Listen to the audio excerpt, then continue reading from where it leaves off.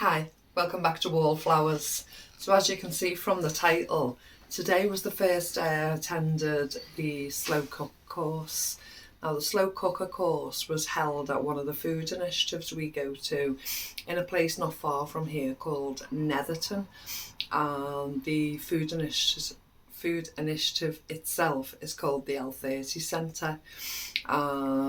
As you will see from the past, I do my shopping there on a Friday. And you can either get 10 items for £2.50 or 20 items for £10, and I get all kinds there. Just before Christmas they advertised that they were going to do a slow cooking course, and I've never used the slow cooker before, so I was quite intrigued, and Carol said she would like to go, so we both signed up and today was the day. So we went along not knowing what to expect. I'd actually said to Mr. Wallflowers, I'm not cooking tea or evening meal before I go. Excuse me. I'm actually going to be bringing food home today because I'm going to a slow cooker course.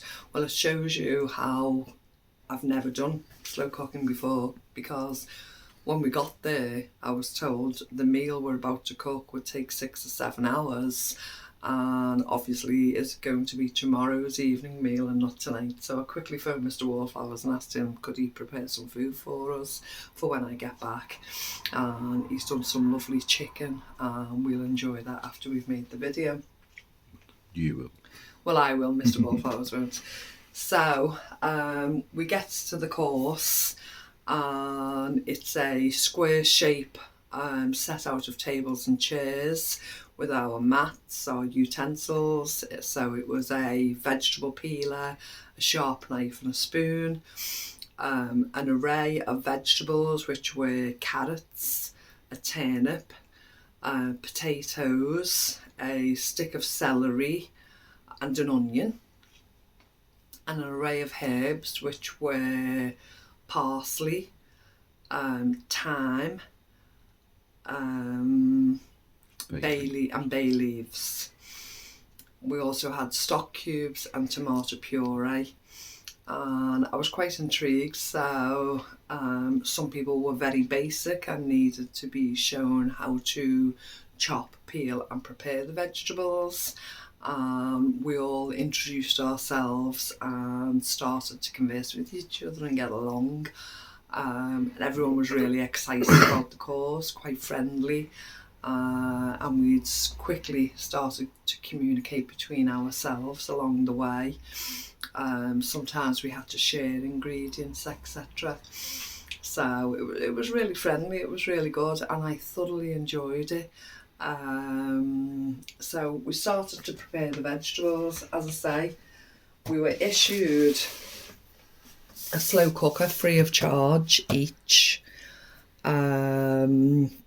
We're told you take that home, you don't have to bring it back on a weekly basis.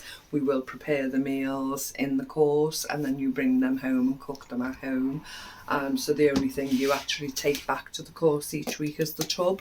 So they've provided absolutely everything.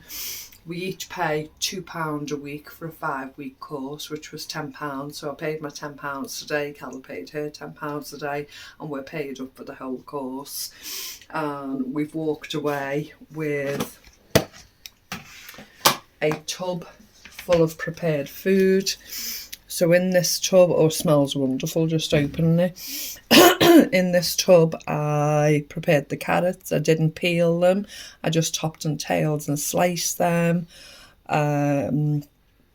Sliced the onions into slices. Some people dice them, some people slice them.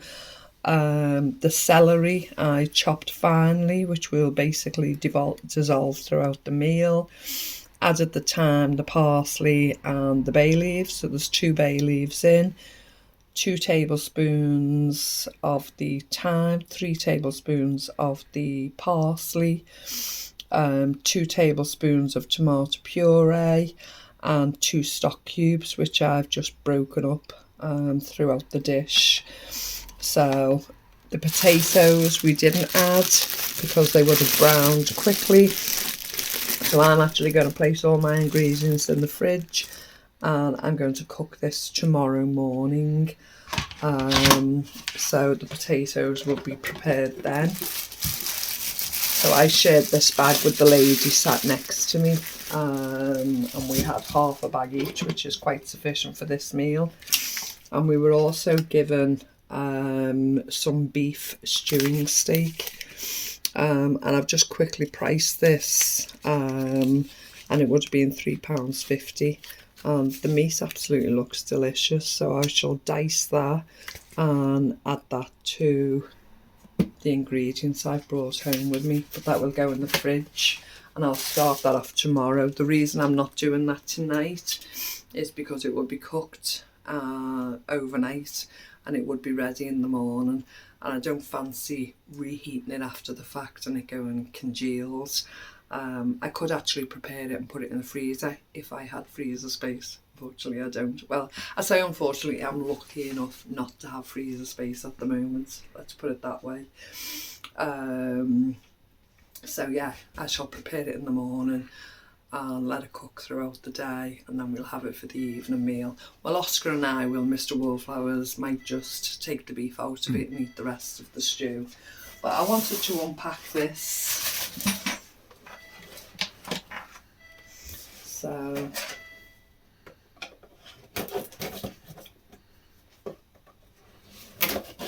should really have my glasses on at this stage.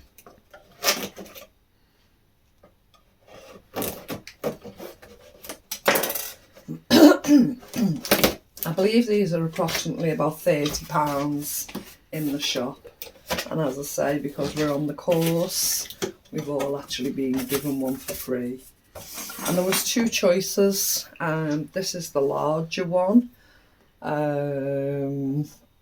It doesn't say what capacity, I'm not sure. 3.5 litre capacity. For those that live alone, there was actually a smaller one. So, no product placements. This was the free gift that came today from the L30 Food Initiative. I'm absolutely amazed. So,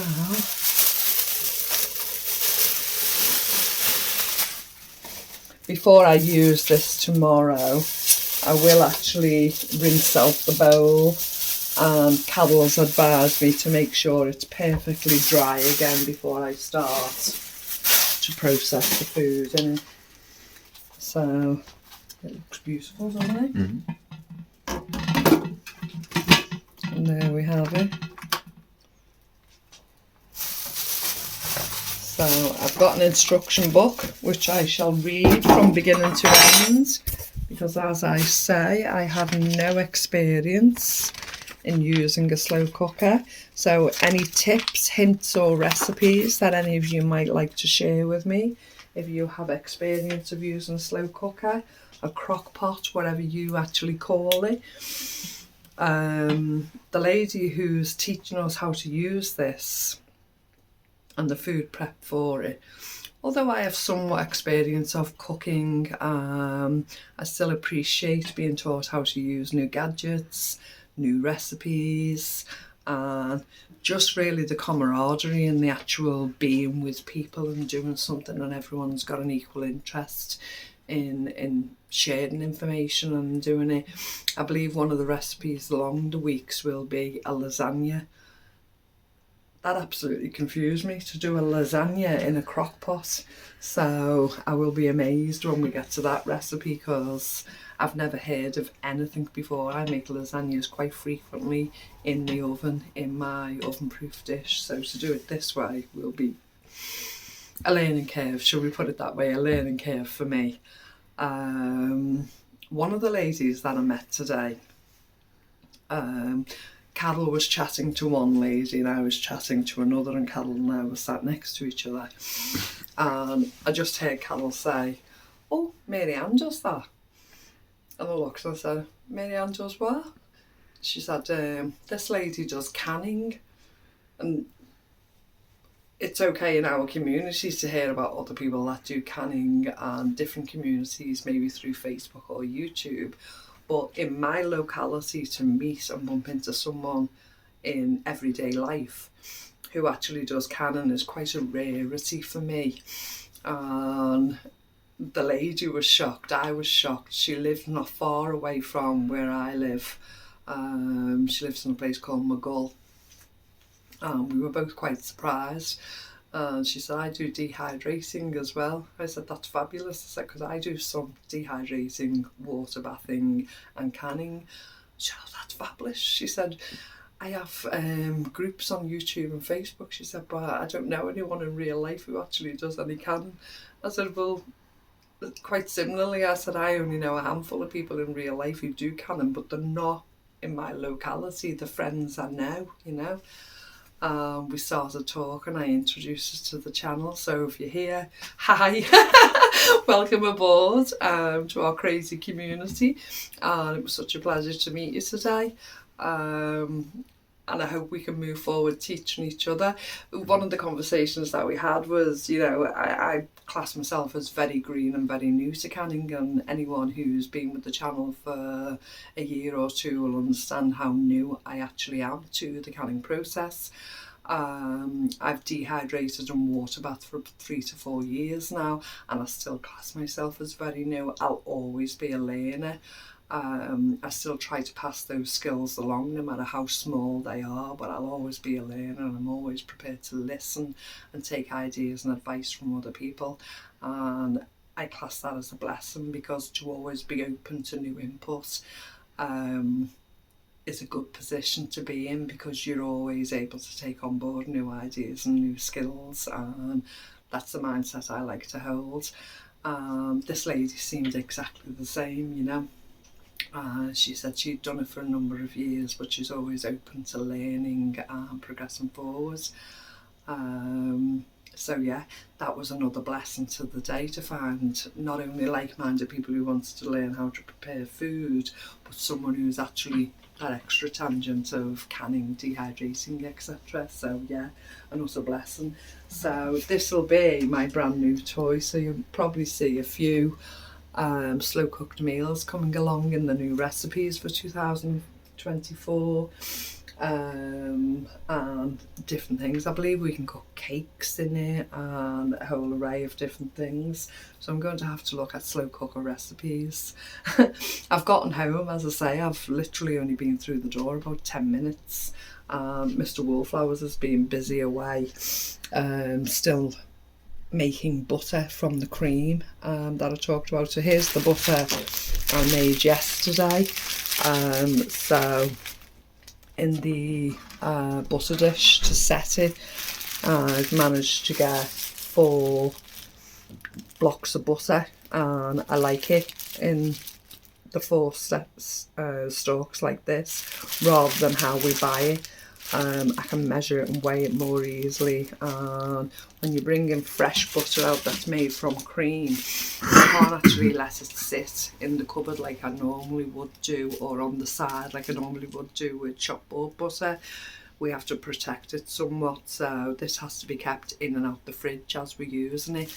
And I prefer it to be a small amount, because if it does get forgotten and left out on the side and it goes rancid, I haven't lost 2 stocks of it, I've only lost 1. So there's a method in my madness. This was quite expensive to buy. I bought this early last year and it was about £18 on Amazon, but it's a godsend, and I've been able to use it over and over again. I should have that for a number of years yet, and it's quite a blessing. So from all this butter here, I should get 6 to 8 of these lengths of butter. I'm trying to think of the correct word for it, and I can't think what they're called. Sticks of butter, that's it, Mr. Wolf, sticks of butter. I felt Oscar walk past. Do you want to come and say hello, Oscar? I don't think he does. Okay. Just bob your head in and say hello. People know you're home. Hi guys. He's a bit shy, he's just in a shorts and t-shirt, and he's just basically playing on his Xbox upstairs and relaxing at home with mum and dad. So yeah, things are just going back into the flow of things. So yeah, I just wanted to share with you about the wonderful course that I've managed to attend today, and I will be doing for the next 5 weeks. But they also gave us it's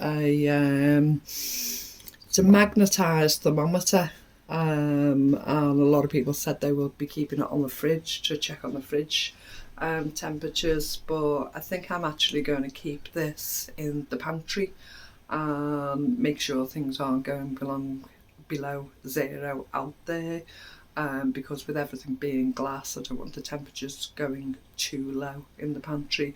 We always think about the temperatures in the summer or in the hotter climates being too hot for where we store food, but we also have to consider how cold it gets as well.